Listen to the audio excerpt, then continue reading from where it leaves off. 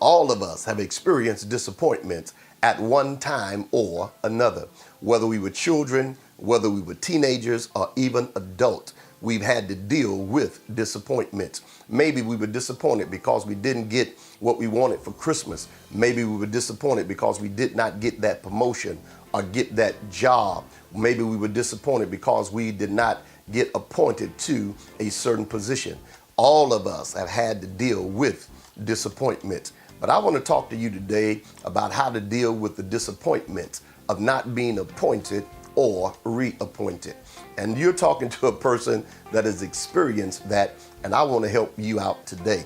You know, I remember years ago, I was promised a certain position, and they said, we're going to make you the president of the youth department, and we're going to do it on Saturday. Saturday came, and they changed it and switched it, put names in, and did a vote, and I did not win. And they picked someone else to be the president and appointed them that day. And I must admit to you, it was a disappointment, not so much because I didn't get it, but because they promised that they were going to do it and I didn't ask for it. But they didn't do it. And I remember talking to Mother Louise Patterson, and she said to me, she said, boy, I want you to get on up and go on because God has something greater for you. Well, it was about a year later that I walked into a meeting, and the leader beckoned me to come, and he said, the president of evangelism is resigning, and I need a president, and I'm going to appoint you president. And he put me over the evangelist department in our jurisdiction.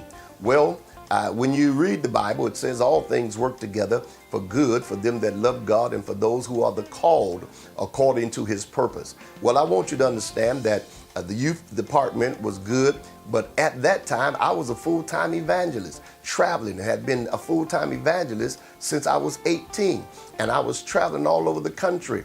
And so I knew about evangelism and being an evangelist. And so that was the appointment that I received. That was the appointment that I flourished in. Even though it was a disappointment because I didn't get the other, God knew what he was doing, and they appointed me there to be the president of evangelism. Well, let's move on to 2005.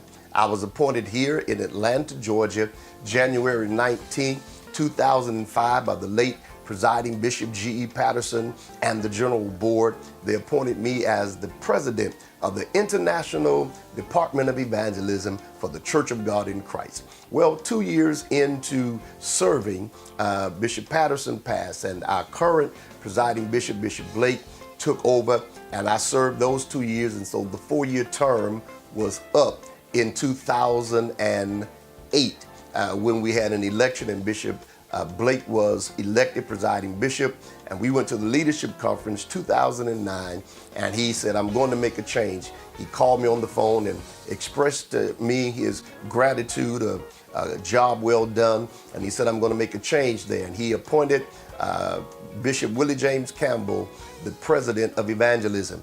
I immediately called Bishop Campbell and his people and turned everything I had over to them, and said to them, I offer my services. If anything you need, I'm available, a phone call away. And then even went to the meetings while he was president. I was no longer president, but I went to the meetings to support. I think in his 4-year term, I only missed one meeting, and that was in Houston, Texas. I didn't go that year. Then after he was no longer in office, right here again in Atlanta, they appointed Bishop Hankerson as president. And I didn't know him, but I got his number and called him and congratulated him and offered my services to him. And then even had him to come to our AIM convention and minister here. And I think I've only missed 1 year, and he's on his second term. I've only missed one meeting for the Me Convention since he's been president. And so I found out and I learned something, that just because you're no longer in charge does not mean that you don't have to participate, that you just stop. You can still participate. You don't have to be in charge, because I love the evangelist work. I love evangelism. And so I go to the meetings, and why would I now, since I'm not president, try to tear up something that I helped to build and something that I had a part and a hand in? And so I commend them and congratulate those that served even after me. But I want to share with you because, when you're no longer in charge, you have to deal with the hurt of how people may do. And sometimes people, they will be people. If you're no longer president or over something, even on your job, people that you thought you were building relationships or you thought they were with you with the right motives and helping you out, you found out that they were only with you for the fish and the loaves. They were only with you because they could get something out of what you were doing, and you could appoint them to something. And as soon as you were no longer in position of power or authority, you found out that they sort of disappeared. And you have to deal with that. And it can cause you to become bitter. It can cause you to become where you're dealing with people and you just going through. So I want to say to you and talk to you from someone that's been there, done that, how to deal with the disappointment of not being appointed or not being reappointed. First thing I want to share with you is, please, by all means, don't allow bitterness to set up in you. Don't become bitter where you stop functioning. Don't become bitter where you stop living. Don't become bitter where you stop doing the things you need to do. Keep doing those things. Keep on keeping on. Don't allow yourself to get so bitter that you shut everybody out and you just become stagnated. You just stop. No, keep moving because ministry is really bigger than your position or your title. And I know that's hard to believe, but it is. Most of us, when we got saved, we didn't know anything about titles and positions. I certainly didn't. When I got called to ministry, all I was just happy to do was that he called me, and I was willing to do whatever the Lord wanted me to do. When I joined an organization, then I understood that they had these tiers and the various things and the organization of how things operate. And then I started understanding that, they have different positions and titles. But when I first got called to ministry, I wasn't worried about positions or titles. I just wanted to do the work of the Lord.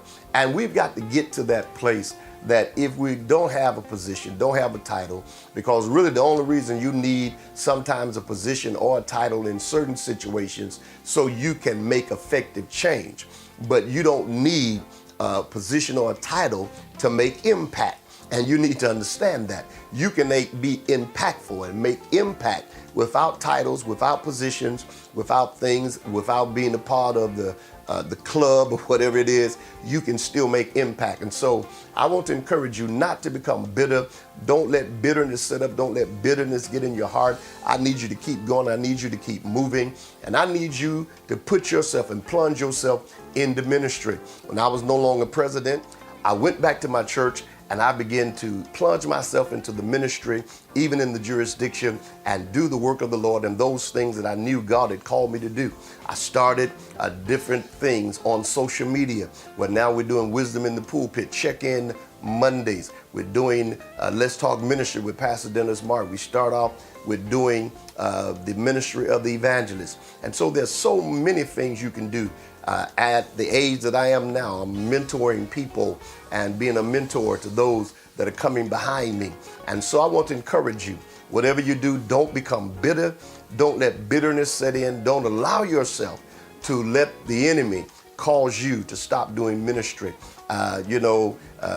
After not being reappointed, some people thought I would be and could be upset.